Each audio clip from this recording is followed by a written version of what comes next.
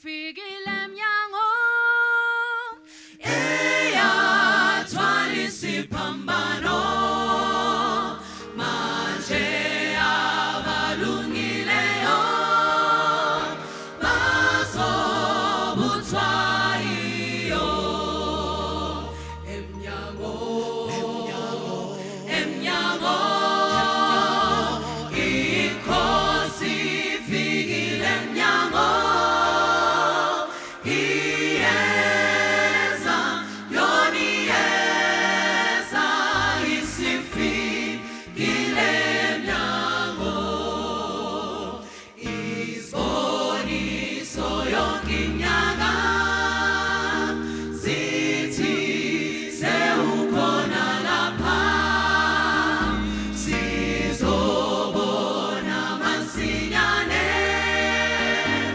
ohlezi phakade emnyango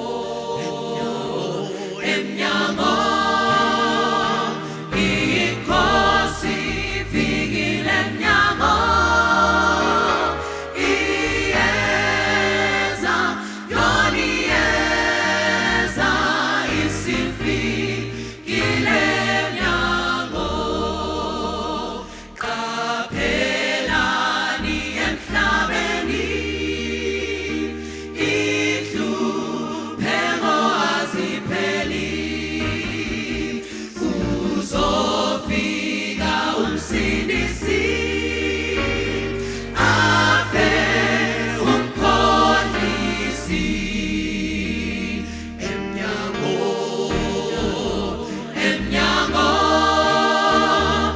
inkosi ifikile emnyango iyeza yona iyeza isifikile emnyango khona ezweni elisha sizohlala singabasha abafayo bangabubi kube naphakade emnyango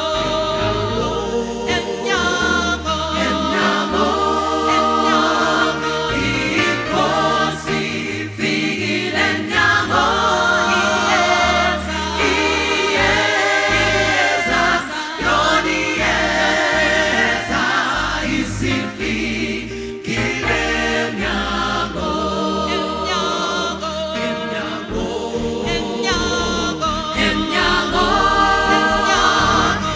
inkosi ifikile emnyango iyeza yona iyeza isifikile emnyango iyeza yona iyeza isifikile emnyango iyeza yona iyeza isifikile emnyango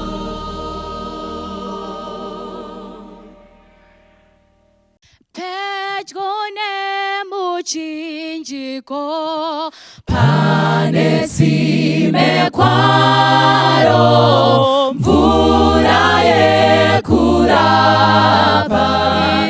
yabva kuna Jesu pedyo nemchinjiko wenyu ndipo panozorora moyo wangu wese pedyo nemuchinjiko mutsawandiwana apo ndajekeserwa kupenya kwa Jesu pedyo nemchinjiko wenyu, ndipo panozorora moyo wangu wese.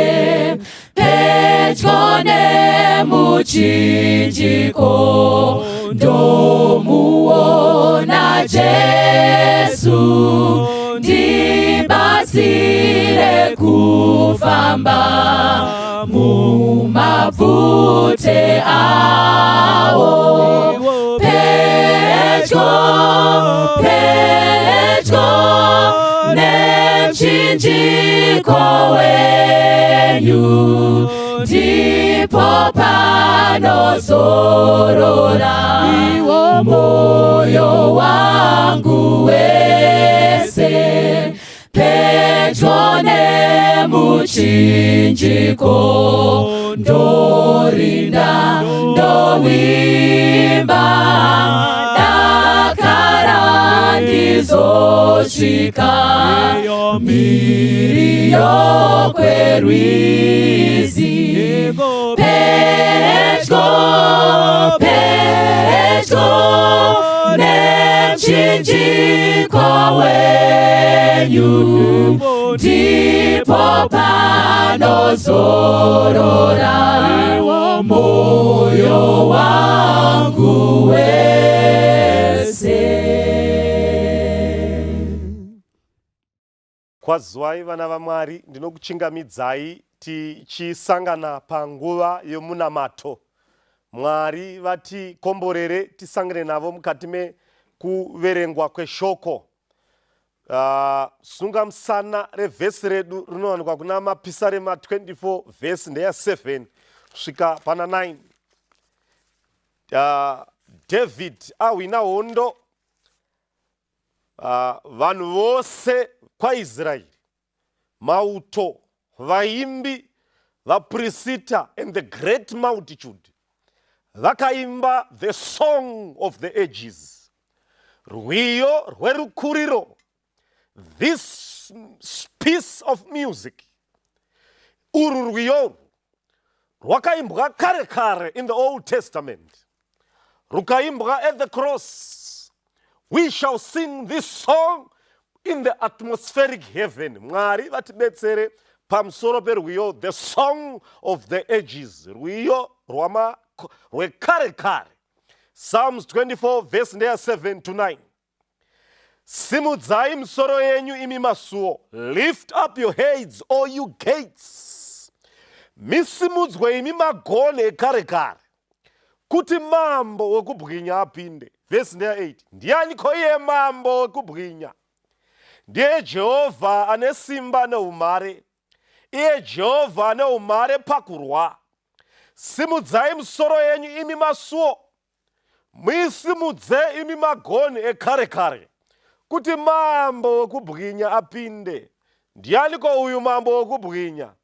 Jehovha wehondo ndiye mambo wekubwinya. Mwari atibetsere, ngatiwane nguva yekunamata. Tisati tapinda mukati meshoko redu, ngatinamatei. Baba vedu vari kumusoro kudenga, tokutendai panguva ino. Yasvika nguva yekusimudzirwa kwemuchinjikwa wenyu. In as much panosimudzirwa muchinjiko, tinoziva muvengi Diabolos asati asungwa mugomba rakadzikadzika. But panguva when the cross is being uplifted, tinokumbirisa the restraining powers dzimbosunga muvengi kwenguva. Nevateereri muvape nguva yekuappreciata muono wenyu with the song of the ages as we live at the cliff of the edges of time. Mutsausati wavharwa. Tanamata na Jesu. Amen. Rwiyo uru rwapamapisarema David, Psalms 24 verse 7, rwakaimbwa mushure mezvitiko zviviri. It had been 200 to 300 years. Israel yaresta into Canaan. Vana Joshua vafa, vaita land reform, vagova nhaka. Israel yahwina yatora the heritage nhaka yaIsraeri, 12 tribes dzatora land reform program. But kwakasara chikomo 1 cheJebus chiri maoko emaJebusites. 300 years vasina kutora.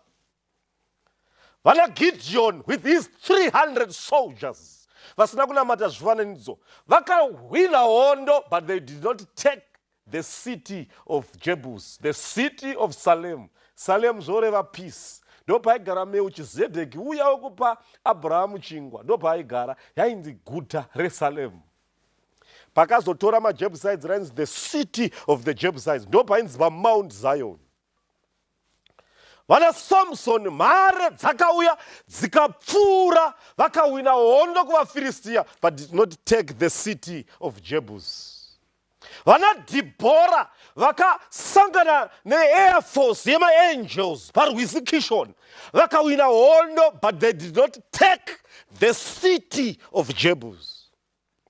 Kasumuka varume vana Jephthah vakasacrifice nevana, did not take the city of Jebus. Mare dzamajudges dzikasimuka. Vana Samson, vana vese nana Saul, who came powerful men in Israel, did not take the city of David. But one day, after 300 years, kunosimuka murume anonzi David, a man after God's own heart. Nota wina hondo Saul achinga afa azodzwa anoti varume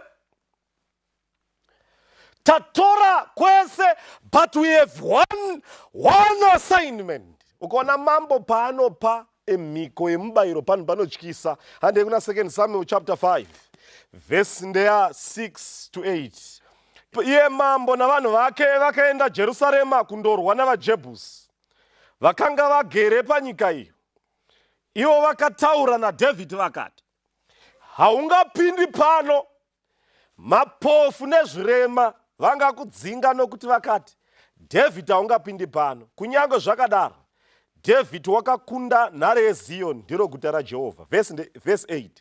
Dhavhidhi akati nezuva iro, ani nani unoparadza vaJebhusi? Ngaakwire kumugwero wemvura auraye zvirema namapofu. Vanovengwa nemweya waDhavhidhi. Naizvozvo vanoti mapofu nezvirema vangapinde mumba. Dhavhidhi akagara munhare akatumidza guta raDhavhidhi. Dhavhidhi akavaka kunhivi dzose. Context iyi inotiburitsira pachena. David and his army, they were in the valley of the city of Salem. Rangarire maJebusites. VaJebus vaigara kumusoro kwegomo. Kumusoro kwegomo rainzi the city of Jebus.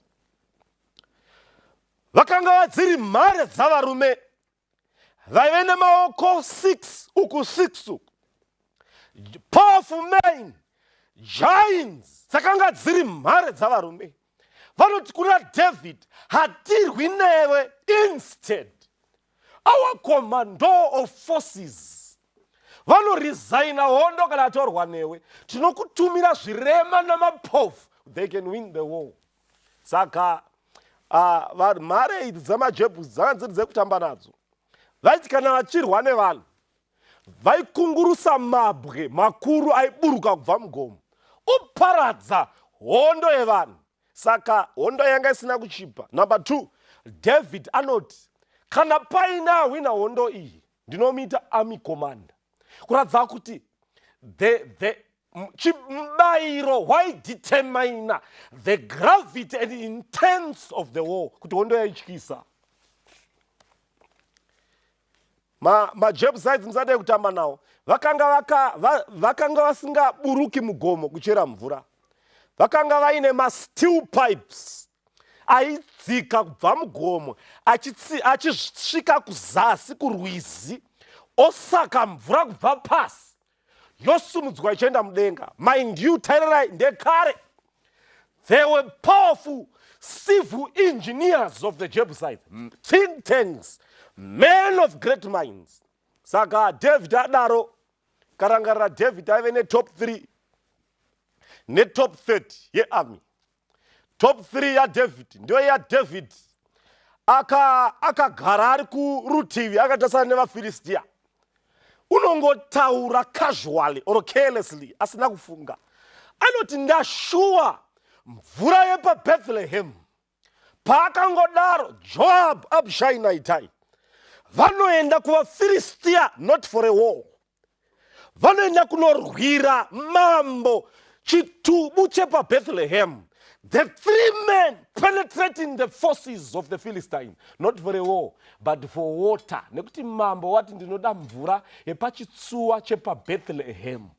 Varume vanoenda vari 3, vonorwa hondo, vopenetrata pachitubu pozaruka poshaikwa vanhu.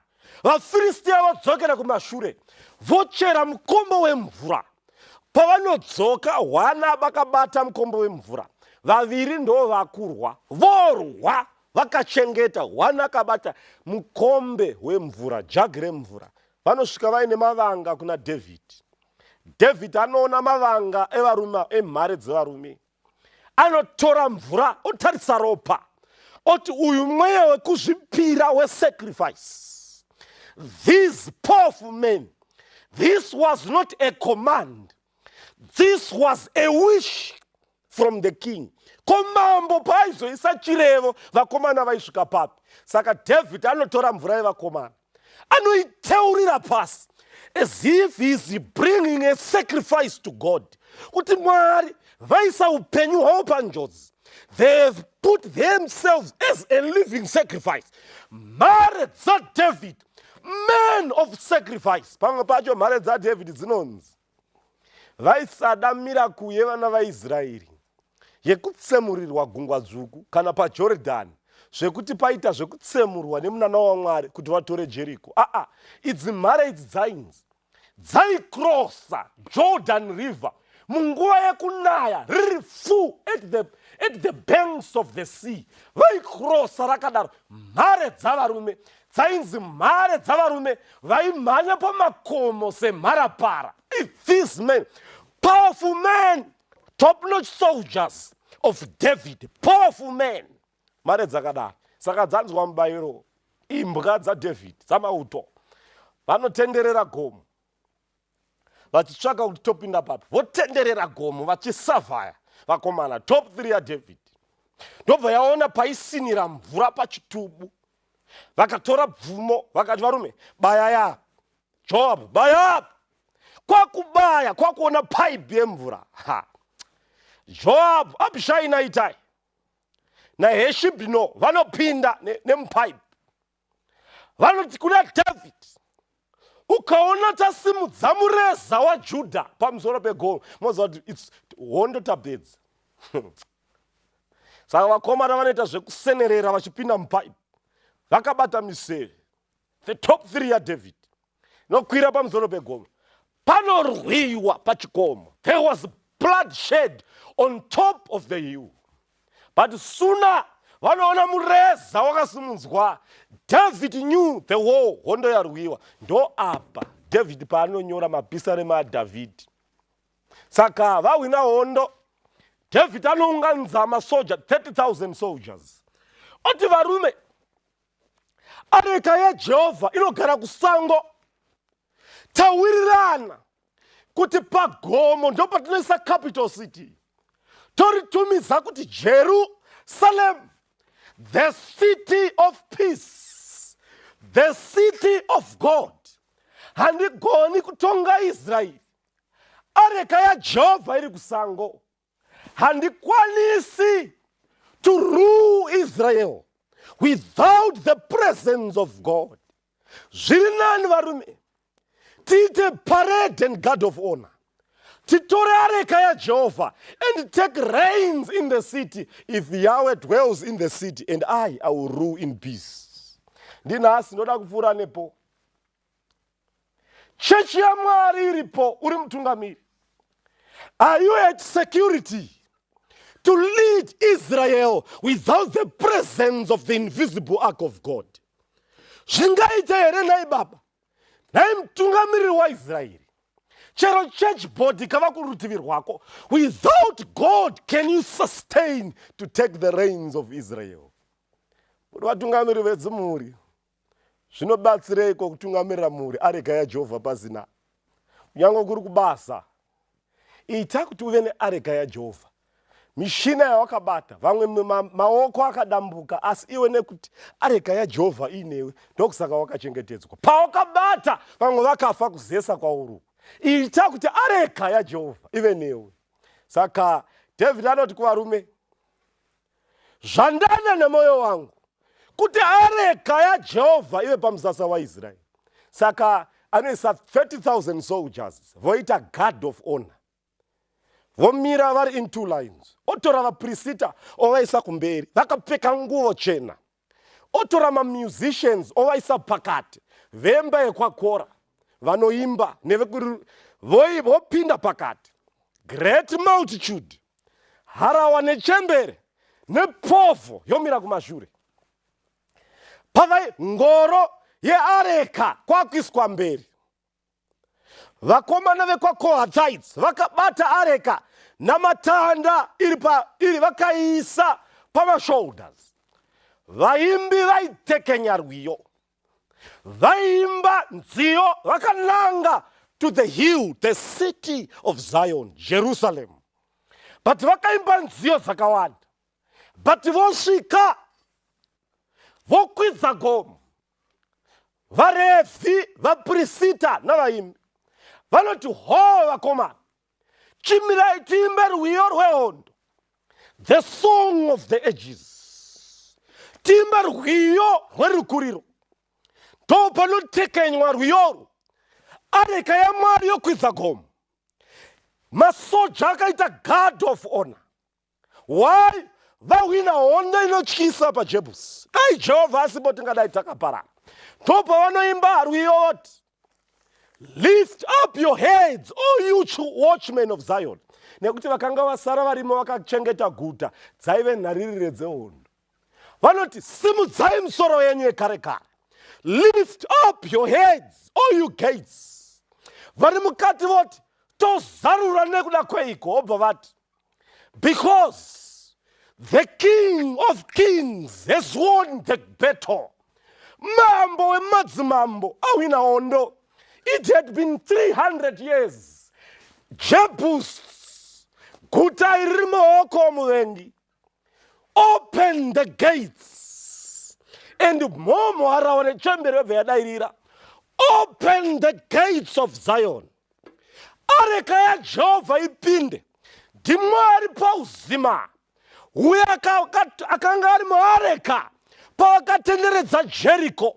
Ndiye uye akaleader the procession, midhuri yeJericho ikadona. The great Yahweh uye akatekenya the chariot from Egypt to Canaan. Ndiye Mwari wamadzimambo. Open the gates of Zion so that the King of Kings should enter and reside in Jerusalem, the city of peace, Mount Zion. The hope for second coming. Jesus atauya. Tisati taimba the song of the ages in the air. We have to fight the battle. Hondo yavaJebusi yamazuva edu.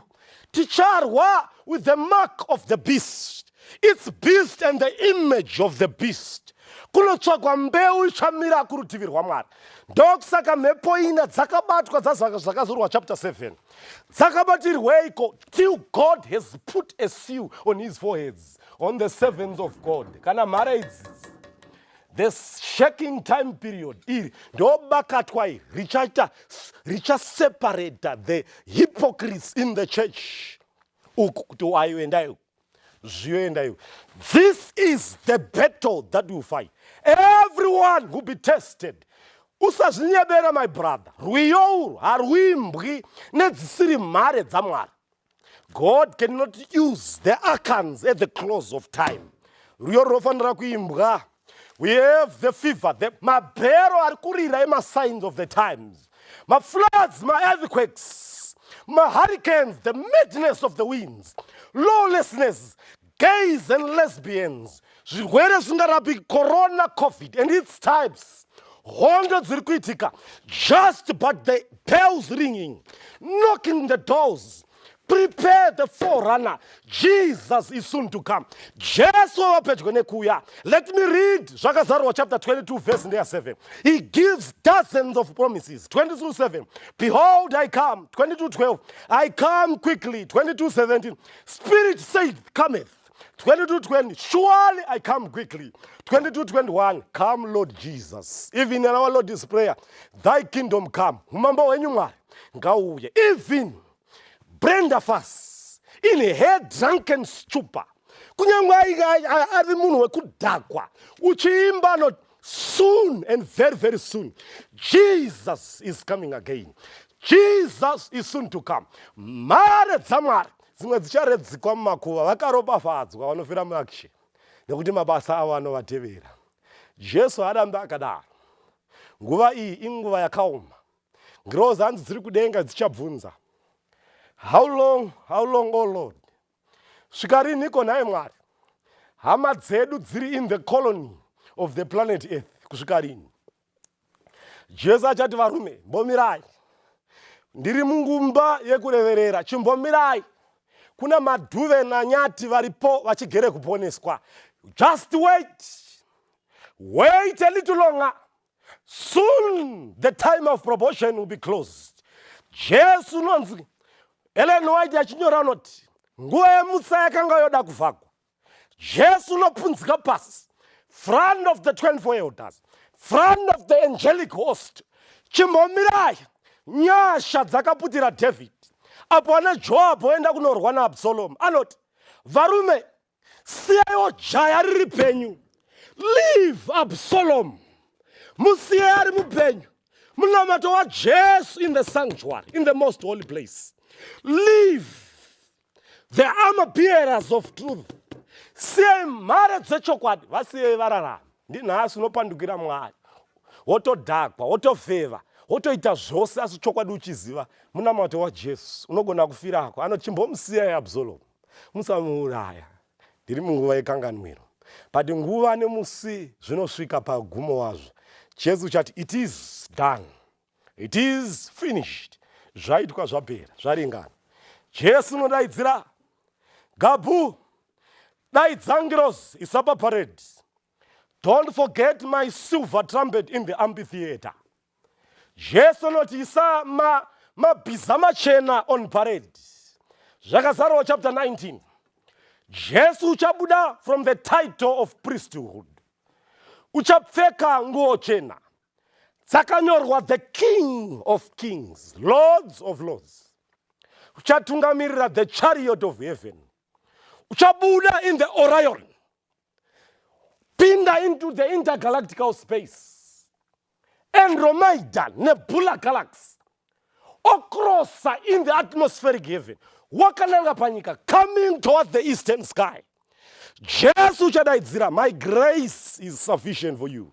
Vakafa muna Kristu vachatanga kumuka. Tevere vapenyu. In the twinkling of an eye, we shall see God. Tirimo vatsvene kana toenda kumusha. Tokrosa maplanets. Mukasvika paOrion pane zvimaplanets zvakasungwa nemabhanduru emuriwo. Vachambira munzira, saluting holy material. Ndopachabvunzwa, who are these? Ndopachapindurwa nemumwe vakuru, these are they which came from the great tribulation. Vakabva mukutambudzika kukuru, they are worthy to sing the song of the ages. Kana tosvika pagedhi rekare kare, hanzi rinopindwa nemagolden cards. Haupindi usina chitupa, asi usina chine chitupa chesili. Takanyorwa zita idzva pahuma, in the mindset. Saka gedhi risati ravhurwa, Kristu ari mberi. 144,000 mumashure. Mbeu yakazotevera mumashure, the great multitude mumashure shure. Saka tichaimba a song. Open the gates of Zion. Open, you watchmen in the city. Open. You don't know what we know. Hamuzive experience yatina. Saka vachabvunza, tozarureko masuo tovatati. The King of Kings has won the great controversy. Mwari haazi munhu. The miracle of the resurrection and translation. Open the gates. Masuo achazarurwa.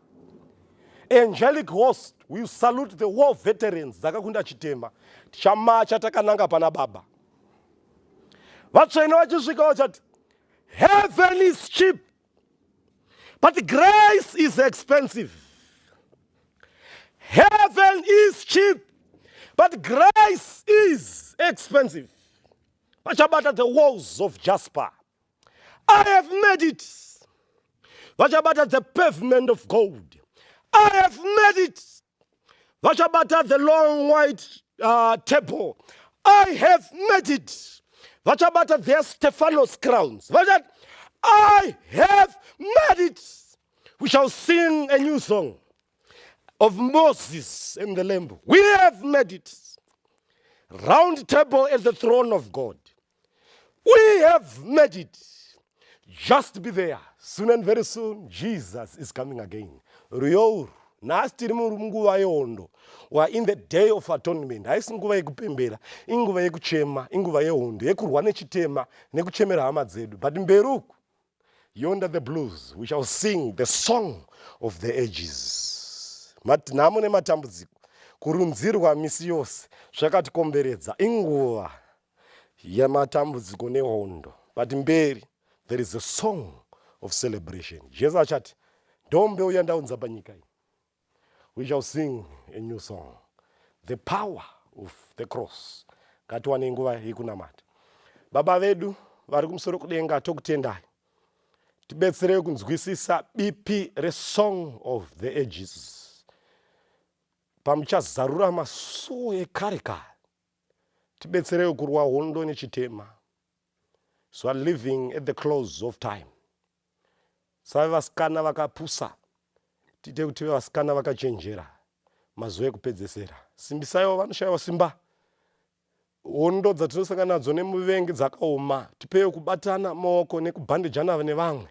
Tisimbisane. Jesu musati mauya. Tanamata naJesu. Amen. Tanzwa kwenda kisiso Jesu aponesa hirozo koraura Jesu aponesa siwisa nyitatese kumiri yopenyanza tenzi anotituma Jesu aponesa tumira nyipanyanza Jesu aponesa uzanyi wanyangazi Jesu aponesa imani wachituwa kana varipanyanza pasiri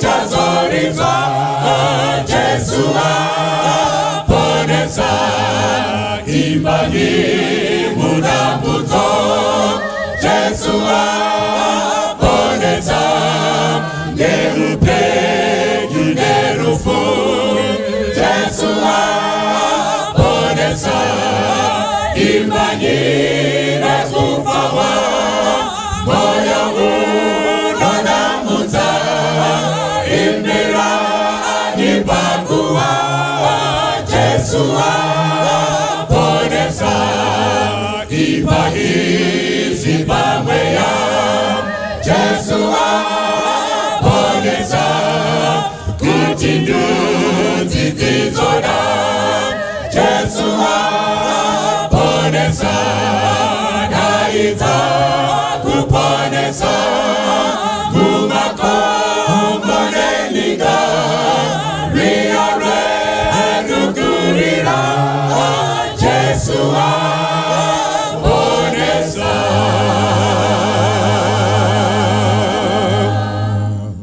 ndiri kufungane kunaka kwenyika iyo ndichasvika kowira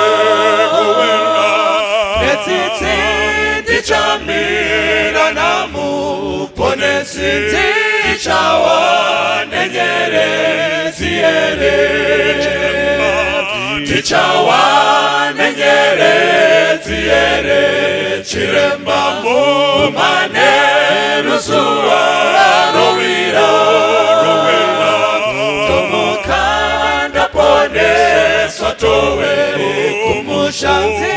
tichawa nenyerezi ere